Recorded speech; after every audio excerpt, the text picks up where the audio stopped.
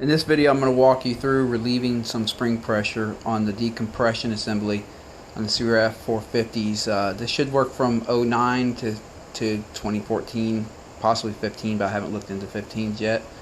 I found this to be the cause of the flameouts that a lot of people complain about. It's cured it for me and a few other people. In this video, I'm not going to walk you through removing the valve cover and removing the camshaft.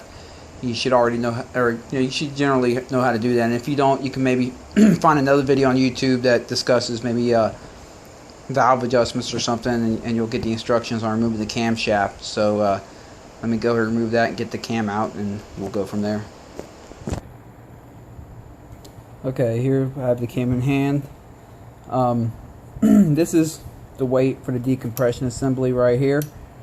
And when I mentioned that the weight has to be able to pick itself up through gravity, as the cam spins in the motor, it spins this direction right here, which is if you're standing on the right side of the bike, it's clockwise, and the weight swings out from the the gyro effect, and swings out and backwards from the rotation.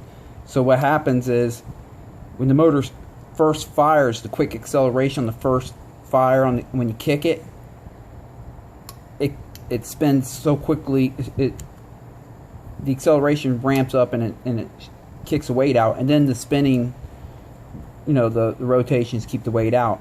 But at low RPMs, when you the motor starts firing almost like a chugging action, where and it doesn't spin as smoothly, it'll start to slow down during the compression stroke. Then it reaches the power stroke and it speeds up rapidly. And then it does the exhaust stroke, the intake stroke, and then it goes back to the compression stroke and it slows down for a split second. Well, during that slowdown, at low RPMs, the weight can have a tendency to get thrown forward when the cam starts slowing down. So what we're going to do is we're going to take a little bit of spring pressure off this, so it has less tendency to be kicked forward, because when that kicks forward, that's what causes a flame out. You'll see that it's capable of picking itself up against gravity pretty well. And actually, I already removed a little bit of spring pressure off this one. It was actually stronger than this stock. But what you're going to do is you want to remove the spring pressure where it can still pick itself up like this against gravity, but not as strong as it was stock. So to do that, once you have the cam out, you take the bearing off here. You usually open the decompression right here. You can slide the bearing off. I've heard on some of these they're a little harder to get off, and you might have to wrap on them a little bit to get them off. But I haven't ran into that myself. All the ones I've done come off pretty easily. Then there's a pin you can see right in there. You want to slide that pin out. Sorry, it comes out from this direction. That's supposed to come out.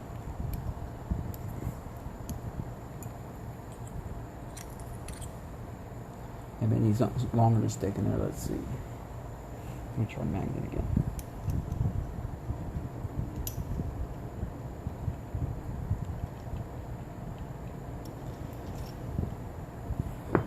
Here we go.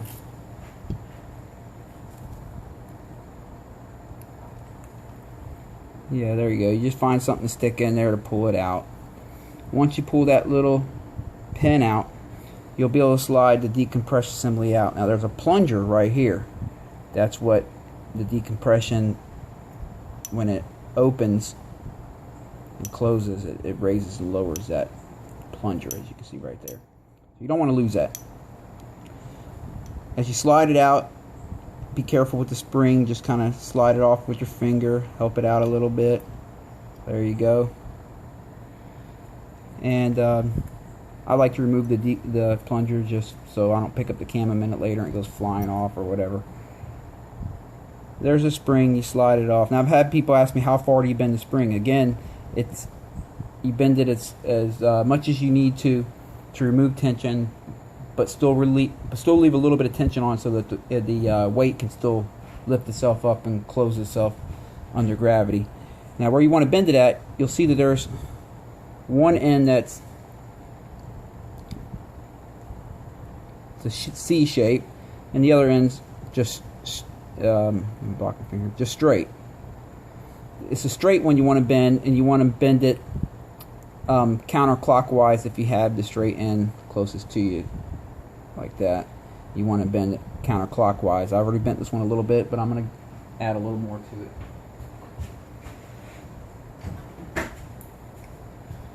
The really small springs, they're not hard to bend. So just take your time, give it a little, use your thumb on one end, pair needle nose. There, I just gave that one a little more bend.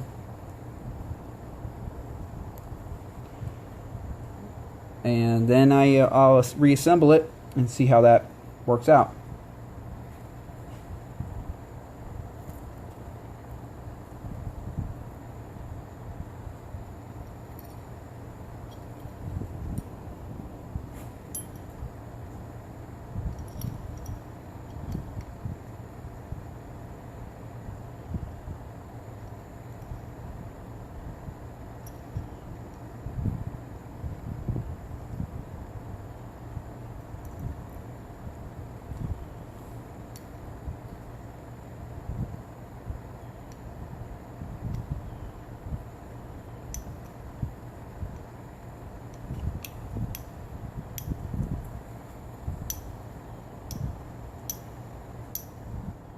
Still has no problem closing under gravity, as you can see. I'm actually going to remove a hair bit more real quick. Just take a second. I'll go ahead and pause this video for time's sake. Okay. Now, I'll hold it. See how it comes up a little bit slower? It doesn't just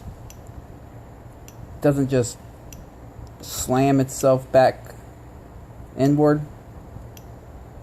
That's pretty much how you want it, right there. And that's with everything, the plunger installed, you know, all the little items that can add a little bit of friction. Right there. Just, you know, rotate the cam and look for the spot that it closes or slows. And as long as it's still able to pull itself back in, you're good. That's perfect tension. Slide the pen back in, making sure that the plunger is functioning properly.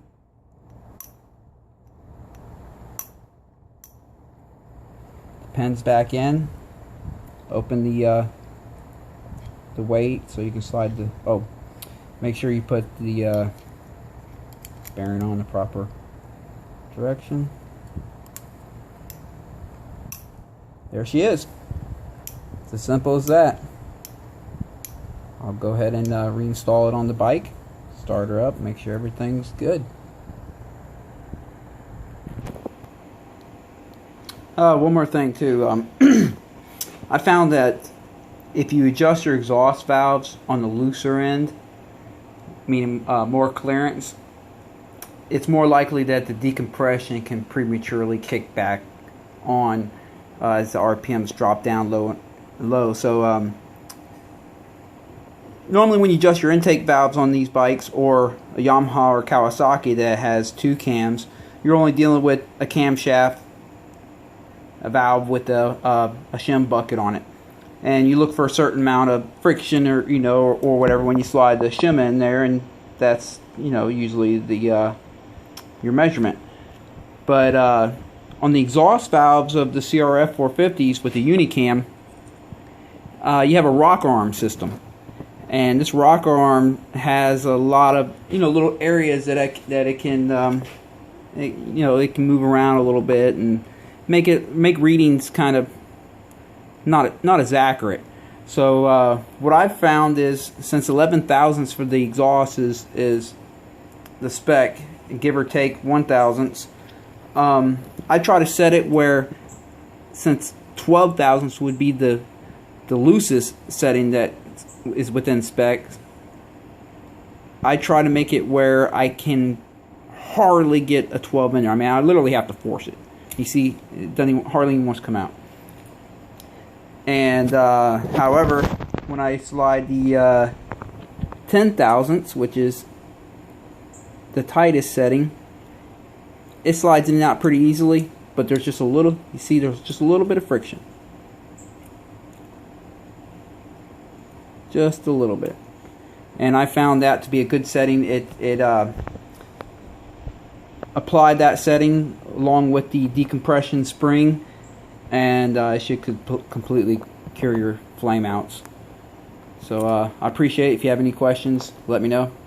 I'll catch you guys later.